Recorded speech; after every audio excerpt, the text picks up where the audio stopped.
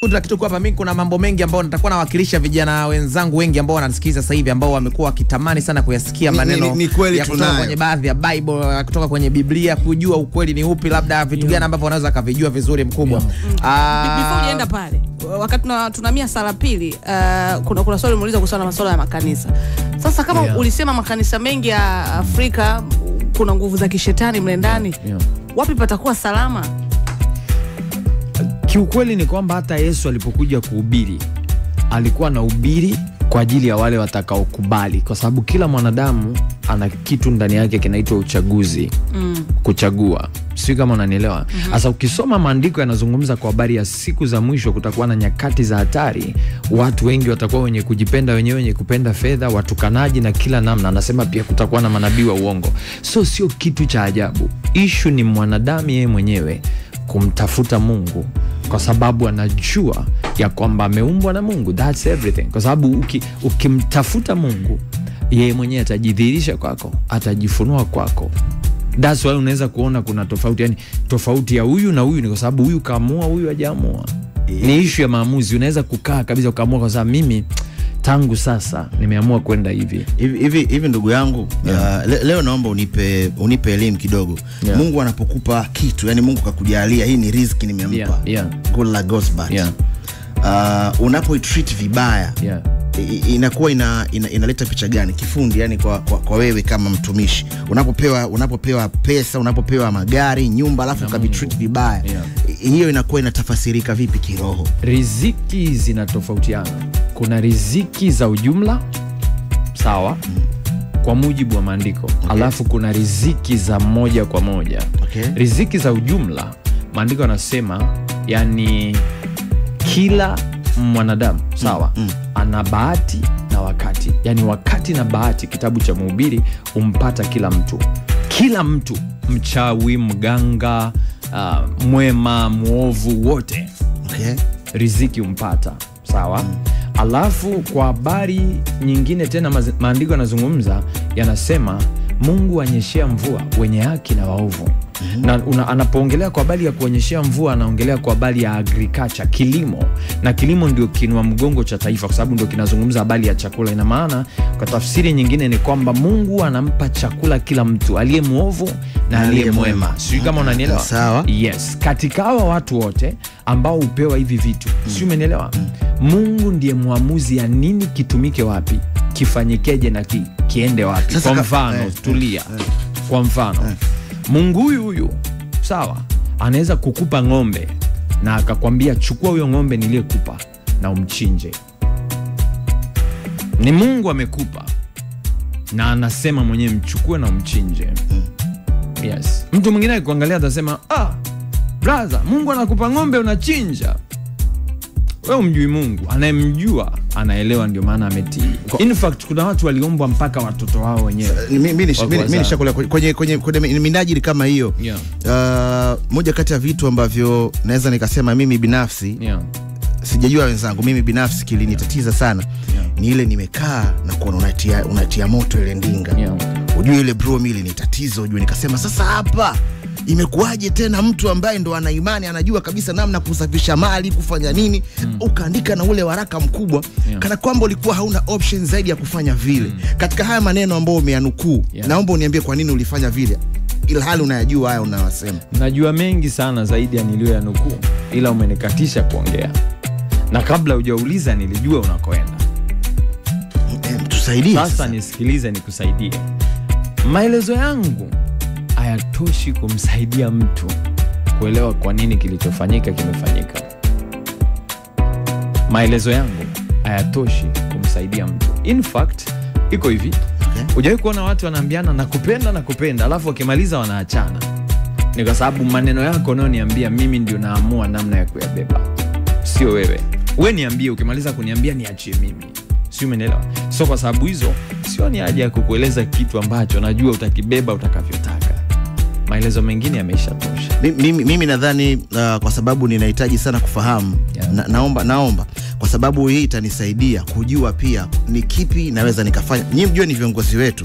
Mimi nimekuwa nikikwambia hata ufea kwamba kuna level ya kufahamu, tunafanyana muda kidogo. Kuna level ya kufahamu ambayo wewe unayo, natamani unifungue. Kwa katika picha kama ile nabaki like bana, hivi inawezekana vipi? Kwa sababu umetumia neno mimi na ukasema nahitaji binafsi. Tukitoka studio nitakusaidia. Ikiwa kwa watu wanaosikiliza hauwezi kuwa unawapenda kiasi hicho. Ungewafungulia podcast kabisa. Hauwezi kuwa unawapenda kiasi hicho. Sema comment shares hapa YouTube, watu wanaamini ni kiki kwa sababu ni kama mwana mkubwa ulichukua ndinga, umeenda nao sehemu na kuna mwana ana rekodi, ulikuwa ushamuandaa. Kwani usingechoma kimya tu afu mchongo ukaisha? Hata maisha yako brother ni kiki. Maisha huyu ni kiki. Kila kitu kwenye tafsiri ya mtu mwingine kina tafsiri yake. Sio, umeelewa? Na kujitetea huwa kusaidii kabisa. For real. Kabisa. Yani labda tu wakati wewe una maisha yako binafsi. Kwa watu wengine sio maisha hayo. Na nitakupa mfano. Kuna siku nilikuwa nimekaa, akaja mtu mmoja, alivyoniona alishtuka sana. In fact alianguka chini akaanza kujigaragaza.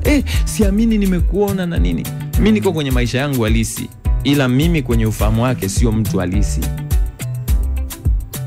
Wewe ni mtu maarufu, huyu ni mtu maarufu, huyu ni mtu maarufu. Kuna siku mtanielewa. Watu maarufu hawawi treated au hawachukuliwi kama watu ambao ni halisi. Wanachukuliwa ni kama kitu, yani ni kama kitu fulani hivi kisicho halisi. No, sio special. Ni nini? Sio special, kisicho halisi. This is why unaweza kukutana na mtu akasema nimepiga naye picha kabisa, nimemgusa.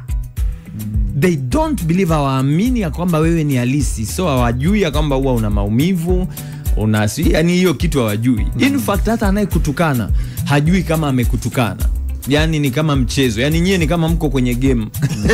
Mko kwenye game wenyewe wanawacheza huko. Sasa kama unataka kuchezwa, mimi sichezwi. Lakini wewe ulitegemea feedback ambazo hizi zilikuja kutokea, ulikuwa umeshazitegemea before hata hujapost?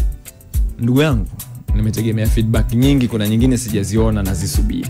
Kutoka katika ile picha. Nazisubiri. Bana mimi naona kusema kweli. Najua ulifanya kile kitu ukiwa na malengo yako. Ukiwa una ujumbe unataka kuupeleka kwa jamii, either mashabiki ama watu ambao wanakuamini kama mtumishi wa Mungu. Good luck Wasbet. Nataka tubaki hapo. Lengo lako lilikuwa ni nini? Kushoot that clip, kushare na sisi ile taarifa, na kweli tukajua, ukawashtusha watu kama kina JR hapa like why na nini, na natamani kujua sababu. Sasa tusitaki kujua sababu za ndani. Lengo la wewe kufanya kile kitu na kutuonyesha sisi kilikuwa. Ulikuwa unataka sisi tuelewe nini? Sikuwa nataka muelewe. Sawa. Sikuwa nataka muelewe.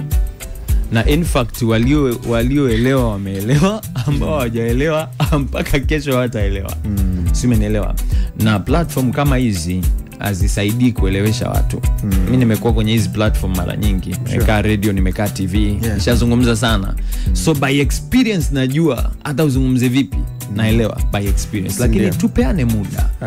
Tupeane nini? Vitu vina muda ili uelewe ya kwamba hiki alichokifanya huyu alikifanya akiwa na lengo lipi, anaelekea wapi na nini. Tupeane muda.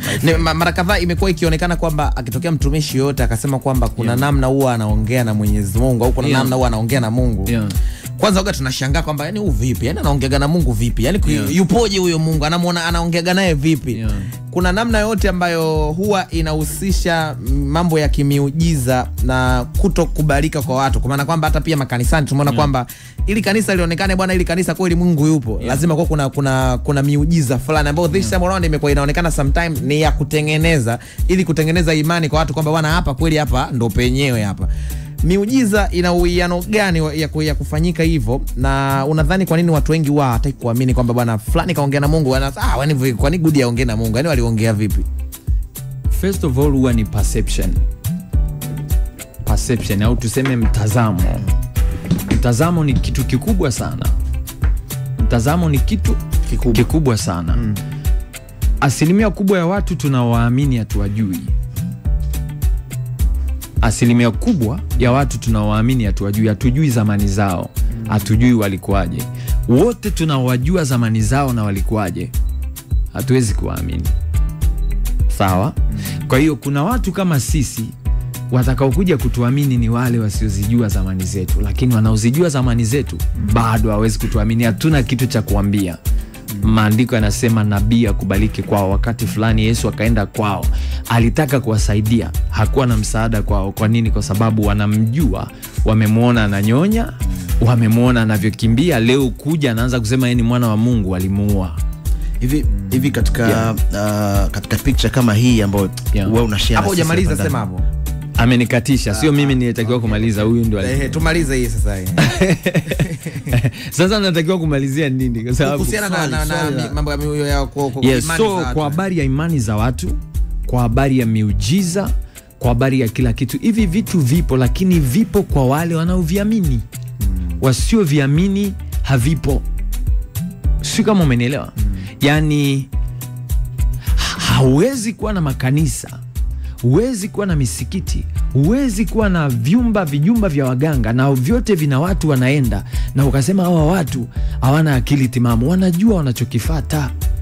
Si kama umenielewa? So sababu wao wanajua wanachokifata, wewe kwa nini unawapinga? Kwa nini usikae mahali pako ambako uko comfortable tu? Si uishi tu. Wewe waache, umesema hawa wajinga waache na ujinga wao.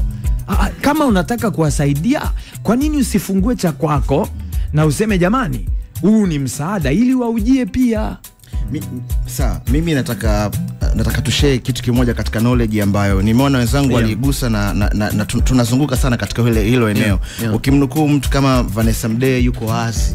Vanessa ameshatuambia kwamba hakuna mtu ambaye yupo kwenye entertainment industry hajui kama kuna sacrifices zinaendelea, hajui kama kuna mambo ya hovyo. Kuna vitu vingi vya kishetani vipo. Na tukiwanukuu baadhi ya watu wengine wengi wanakuja na hii sio Tanzania tu, worldwide. Kuna mtu yupo nyumbani sasa hivi anakusikiliza na anajua kwamba umetoka katika sehemu moja ya kuhudumia jamii, umeenda katika sehemu nyingine ya kuhudumia jamii, na anaamini kuna kitu kimekudrive hapo katikati, huenda kinahusiana na haya ambayo wana rise watu wengine. Maybe wao wamesema, lakini wao wamekaa eneo ambalo labda unaona hakuna haja sana ya kuzungumza. Lakini sasa huoni kama tusiposhare knowledge ambayo tunayo na watu, automatically tunachangia pakubwa watu wengine kuingia katika maeneo ambayo maybe sisi tungekuwa mashuhuda na tukawasaidia, kwa sababu hivi vipaza hivi vinaweza vikatumika pia kusafisha kama vilitumika kuharibu. Okay, labda tu niseme kitu kimoja. Hivi vitu ambavyo vinatajwa kuwa kwenye music industry, sawa, au kwenye wanaita nini? Industry ni nini? Tasnia ya muziki. Okay? Tasnia ya muziki viko kila mahali. Watu wengi hawaelewi kwamba kuna labda uchawi kwenye biashara kwa sababu wameajiriwa. Hawajawahi kuwa wajasiriamali. Si umenielewa? Na ninaposema wajasiriamali, sasa hawajawahi kuwa wajasiriamali wakubwa. Kuna mwingine anaweza kuwa ni mjasiriamali, yani anauza kibiashara chake kidogo, hataki kukua wala nini hivyo. Lakini kila mahali kipo. Ukienda kwenye mashule, ukienda kwenye nini hivyo, kwa sababu wanaovifanya hivi vitu ni watu, lakini watu hawafanani. Kwa hiyo wako wanaofanya, wako wasiofanya. Okay? Huwezi kugeneralize. Ukasema wewe ukienda East Africa au kai pale kama wewe sio mchawi. Kuna watu wanakaa hapa na sio wachawi. Upo tumekaa na upako wetu vizuri kabisa na wanamtumainia Mungu na wako hapa. Si umenielewa? So huwezi kugeneralize kila kitu. Ni kama unaweza kufika Tanzania ukafika nyewe wa Tanzania nyewe wapole sana, wastaarabu. Hujawahi kukutana na Watanzania wote, uliyekutana naye ndio alikuwa mstaarabu mpole.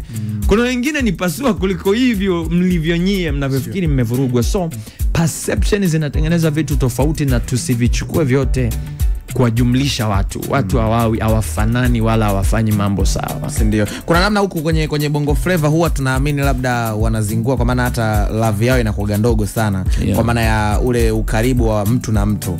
Naona kwenye Bongo Flava kidogo vijana wanajitahidi kuwa na ukaribu wa namna hiyo, though nao wamejitenga kwamba kina fulani hao ndo washikaji zake fulani, au Team Diamond bana, unakuta Diamond na marafiki zake kina Jux kina nani, again huko kina Mario kina nani. Lakini kwenye gospel pia kuna namna huwa naona wachache ndo wanakuwa tunawaona wakiwa pamoja. Mfano kama Rose Muhando nimekuwa mara kadhaa namuona akiwa na Christina Shusho. Lakini kuna muda mimi huaga nawaza mwenyewe nasema kwamba kwenye hawa vijana ambao wamekuwa pia kwenye gospel huku huwa natamani kuwaona hata wakiwa pamoja, nione huwa labda huaga wanazungumza vitu gani. Kwa mfano kuna wewe Goodluck, kuna Kibonge wa Yesu, kuna Walter Chilambo, kuna Joel Laga.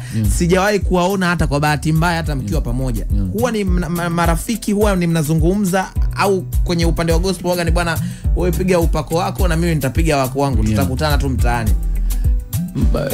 Nafikiri kwenye mitazamo ya watu, kwa sababu wao wanatuona kwenye TV moja, wao wanafikiri tunaishi kwenye hiyo TV.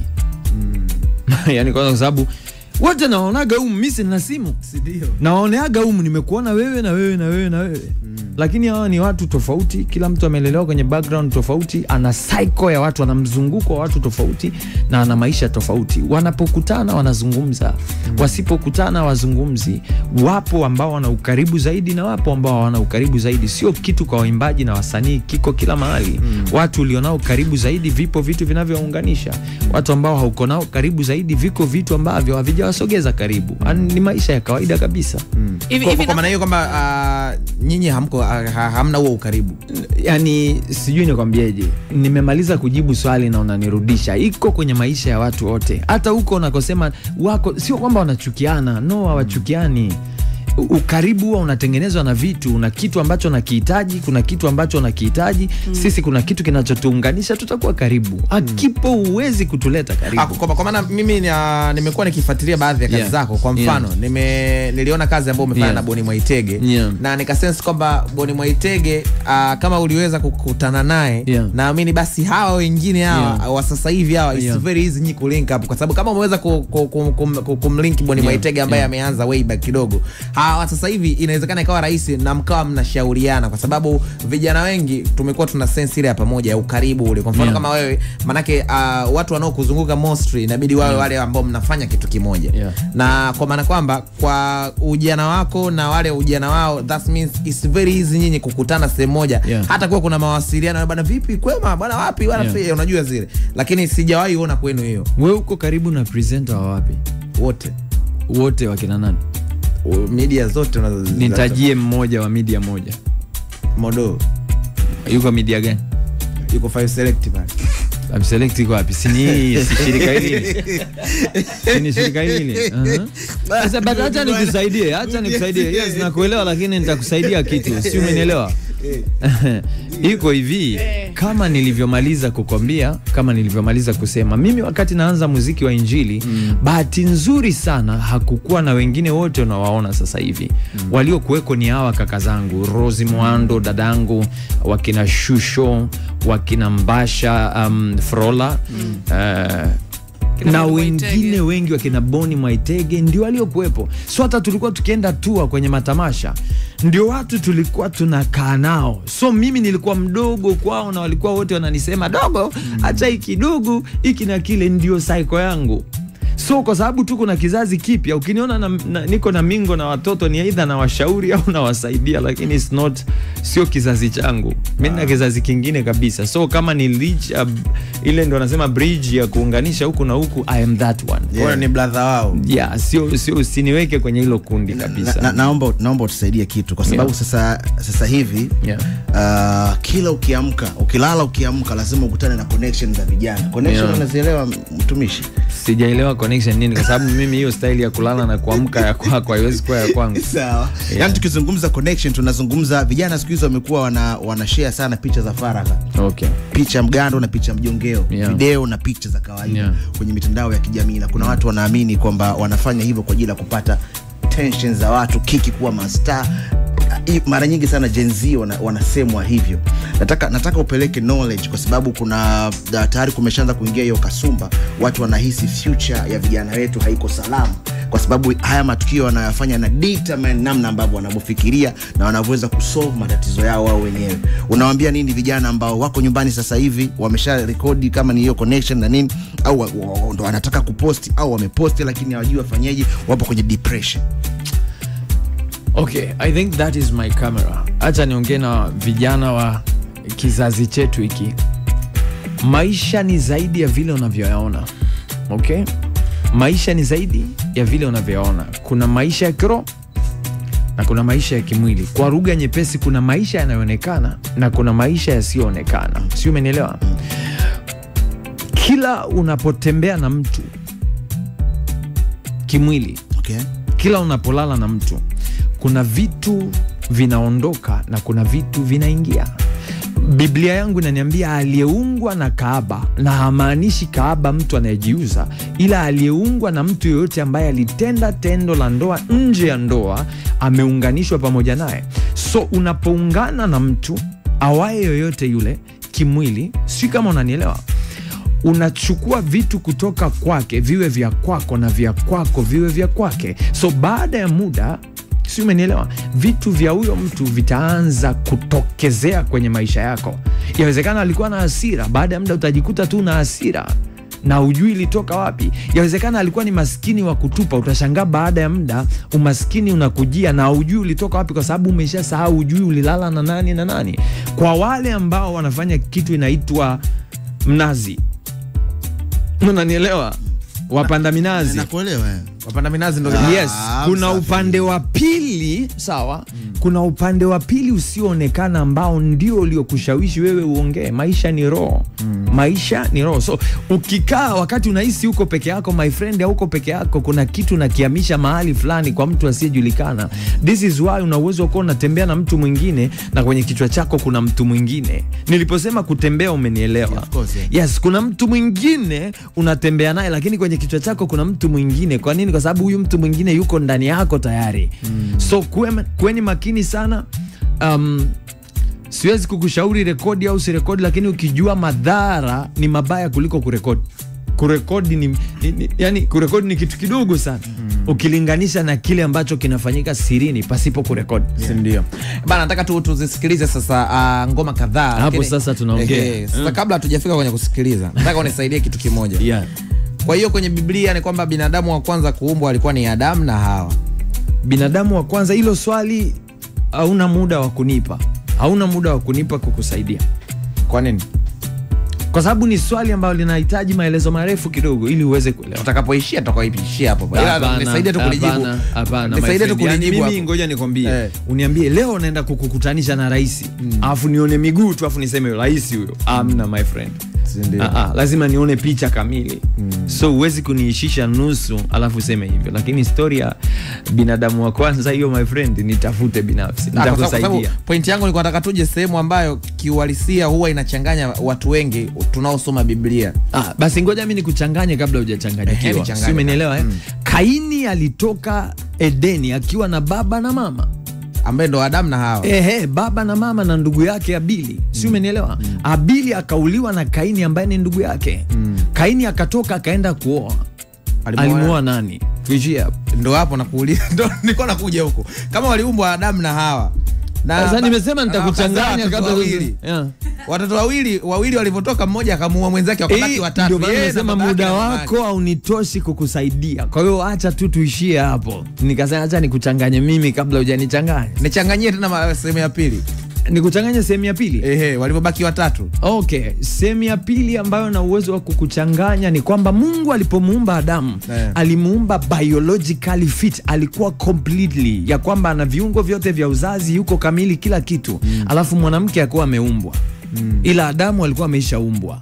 Alafu Mungu akaona si vyema awe peke yake. Wakati anamuumba alikuwa anafikiria nini? Kulikuwa na mwanamke gani mwingine tofauti na huyu ambaye alikuja kuumbwa baadaye? Viungo hivi vyote alivyoumbwa, kila kitu, reproductive organs na mambo mengine, yalikuwa kwa ajili ya nini?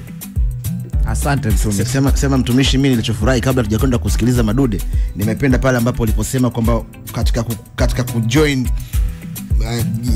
mambo ya kimahusiano haya, unaweza kukutana na mtu akawa na upepo, yani kama alikuwa ni mtu ambaye ana pesa, sio tu mambo mabaya. Kwa hiyo unaweza kukutana na mwanamke fulani hivi. Sasa sikiliza, usimtafute huyo mwenye upepo atakayekusaidia, kwa sababu anaweza kawa na upepo ila ana magonjwa ambayo ni ya kiukoo, ya familia. Utaenda nayo sikutii moyo, utaenda nayo milele mpaka ufe. Ayo uliyosema hapa yana majibu yake. Yes. Ayo ya kina Kaini na haya ya uumbaji wa Adamu yana majibu yake. ambao ni marefu kidogo my friend, ni somo zima hayasemwi mara nyingi, yani sikuyajua siku moja. Sasa anawezaje kusaidia ndani ya dakika 2? Hapana. Kwa yule ambaye aliumbwa, mwingine ambaye anasema labda aliyakogawa kwanza kabla ya Hawa, naye hayupo kwenye mimi sijasema chochote kile. Nilichokisema ni michanganyo niliyokuchanganyia. Sasa kama tumesema manake kwa hesabu za haraka Goodluck, wewe nafikiri sasa ni wakati wa podcast kuja ili watu waanze kusikia hizo nondo. Tunariboni. Natamani kujua kwa upande wako wewe kama Goodluck.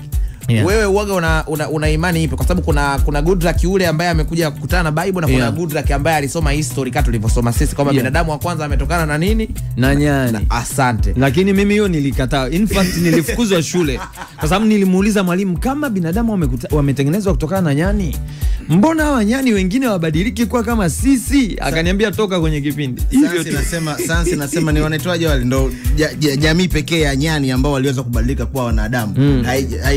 Haijawahi kuwa traced katika historia, kibiolojia na kihistoria kwamba kuna jamii nyingine ilibadilika. Kwa hiyo hao nyani wengine hawapo. Inawezekana watu walionana na babu zao akawaita nyani kwa sababu walikuwa hawajawazoea. Unajua unaweza kuja beta sana ukajiona kama baba, wewe sio binadamu, wewe mimi ndio binadamu. Nyani wa kwanza alobadilika kuwa mtu alikuwa anaitwa nani? Alikuwa na jina, si nyani tu. Alikuwa na jina chimpanzee. Chimpanzee no, wale wakina Homo habilis, Homo sapiens hizo. Bana, track ambao tunaanza kuisikiliza sasa hivi hapo kwenye daladala. Kama kuna mtu ameanguka, tafadhali mtujuze ni wapi, na hilo tuje kabisa tuendelee kushika pepo. Yes, ndio. Bana, ni wimbo ninaojua sana kwa kweli, yani sana kwa mwisho jiara hapa nimeujulia wapi?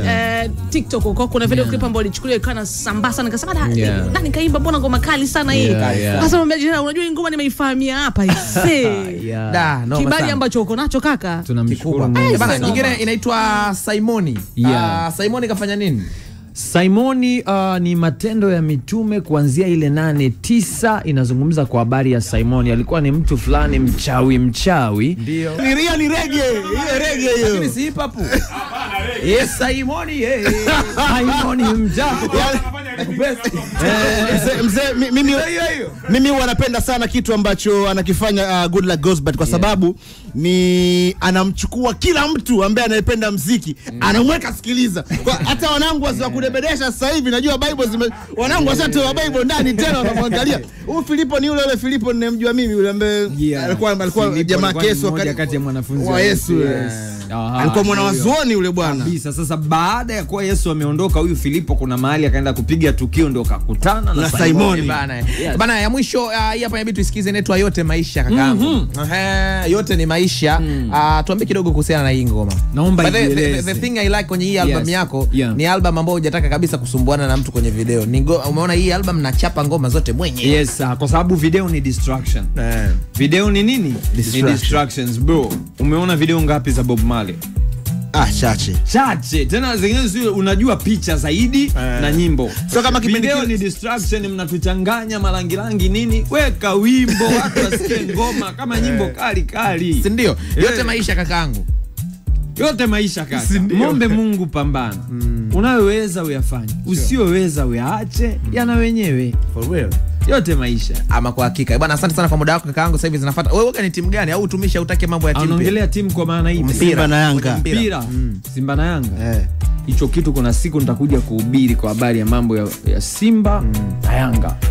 Kwenye Biblia hivi mipira haijaandikwa sehemu yote. Nataka nikusaidie tu kitu kimoja. Kuna timu kubwa hapa, wachezaji wengi na nyingine nyingi. Kwa nini Simba na Yanga?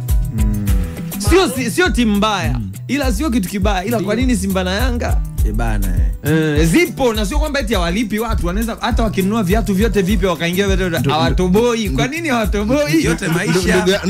Ndugu yangu, useme na Simba na Yanga nao wajanja, maana yote maisha. Bana, dondoo za michezo zitafuata. Afu kumbe kakaangu waga mseme, afu kumbe kuna nini nje ni dhambi. Yes, kuna mtu mmoja anaitwa Onani alipewa kazi. In fact hiyo ndo kama masturbation. Alipewa kazi ya kumuongezea ndugu yake uzao. Akamchukia ndugu yake. Alipomchukia ndugu yake nje, alipopiga nje Mungu kamuua saa hiyo hiyo. Kwa nini hakumuua? Kwa sababu kapiga nje tu, alimuua kwa sababu ameua, na maandiko yanasema anayeua anatakiwa kuuawa vile vile. So aliua kwa sababu ule ulikuwa ni uzao na yeye akaua. Kwa pale kosa ilikuwa sio kudebedesha. Ilikuwa sio chini, issue ni kuua. Kwa hata kijana ukiwa mwenyewe chumbani unaendelea kuua. Chama langu hapa wasema kudebedesha kuisha shughuli. Ameua uzao bro. Wewe uzao hawa ni watoto my friend. Unaua. Kwa vijana wale wa mnazi unaambia maana vijana wanakufa wadogo na hawaelewi huyu mtu anakufaje. Unaua. Bwana wewe.